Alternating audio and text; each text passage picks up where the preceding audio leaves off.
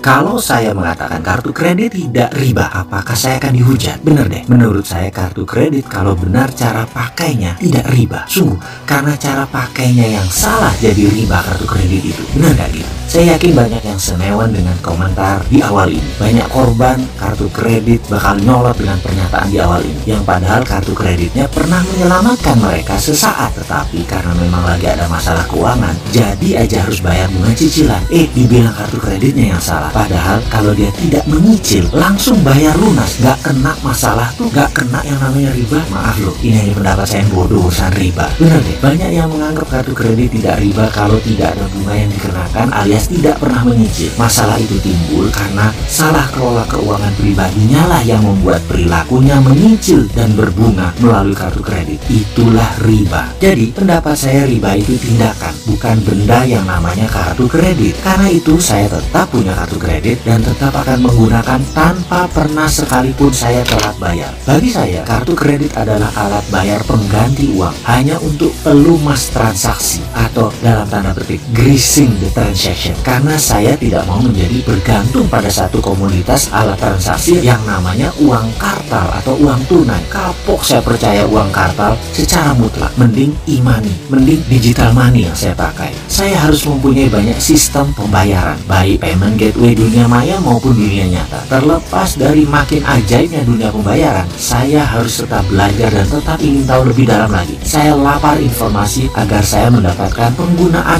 non-cash kartu ini tidak diriba-ribai terus. Salah satunya ketika saya berkesempatan datang ke sebuah museum di Swedia 2 tahun yang lalu. Sebenarnya malu sih saya menceritakan hal ini. Saya ini punya idola. Mungkin karena berselera Nora atau mungkin katro kali ya. Bayangkan, saya ini mengidolakan grup musik yang namanya ABBA, grup musik asal Swedia. Lagu-lagu mereka, Chiquitita, Fernando, Take a Chance on Me, I Do, I Had a Dream, sering menjadi gumaman saya dalam bersenandung. Nora kan ya, zaman begini masih nyanyi lagu ABBA. Kemana aja lu, Sontoloyo? Karena yang namanya ngefans, ya bertandanglah saya menyempatkan ke Swedia, ke museum ABBA yang baru diluncurkan tahun 2013 atau 2014 kalau tidak salah, saya lupa. Sebagai number one fans, tentunya antusias banget melihat 4 orang bersuara emas membuat memorabilia museum perjalanan musik mereka. Berhubung ngefans berat, maka ketika ada cerita tentang personil ABBA, hal ini sangat menarik perhatian saya. Apa itu? Salah satu personil mereka, Björn Ulvaeus, ternyata membuat sejarah kedua. Setelah menduniakan ABBA, dia membuat hampir seluruh Swedia tidak memakai uang tunai lagi. Personil ABBA ini membuat sejarah lagi sebagai pelopor cashless revolution. Ceritanya, suatu hari putra Björn di apartemennya di Stockholm kemalingan sampai 2 kali dalam setahun. Peristiwa ini sangat membekas di hati Björn dan mulai berpikir bagaimana kalau seandainya dunia tidak ada uang tunai atau cashless. Pasti si pencuri tidak bisa menjual barang curiannya karena semua dengan mudah terdata. Sejak saat itu dia mulai menulis di blognya dan menulis di banyak artikel. Salah satunya dibahas adalah bagaimana tindakan kriminal ternyata semua berujung pada uang atau uang yang untraceable cash, uang yang tidak bisa diurut lagi, uang yang tidak ketahuan pemiliknya. Jika ada digital record atau catatan digital untuk setiap transaksi, perampokan, fraud, penipuan keuangan, dan koruptor di dunia ini akan tamat, akan berakhir. Sebagai sebuah komitmen pada dirinya sejak 2011 dia berhenti menggunakan uang tunai. Semua digital, semua card, semua cashless, dan tidak pernah menggunakan tunai sejak saat itu.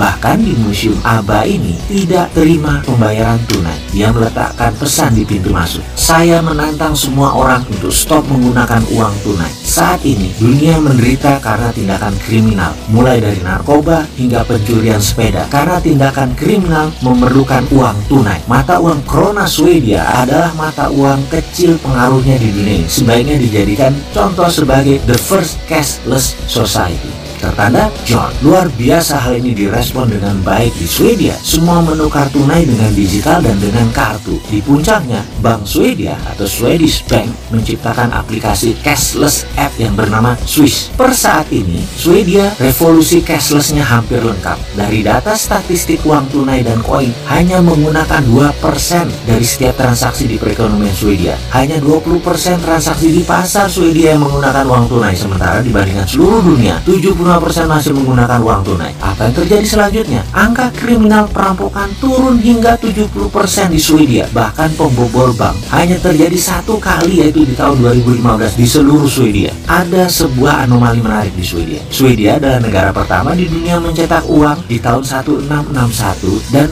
sepertinya Swedia menjadi negara pertama juga di dunia yang stop menggunakan uang tunai. Dan kesuksesan Swedia sekarang diikuti Denmark, Norway, Finland, dan sudah tercatat hanya 6% transaksinya menggunakan tunai. Sahabat semua, saat ini kita hidup di zaman serba cepat, sangat luar biasa, baik dari kesadaran universal juga tindakannya. Salut buat Bjorn dari ABBA ini yang berhasil menyebarkan pengaruhnya, mengevolusi penggunaan uang tunai yang berhasil menurunkan kriminal hingga 70%.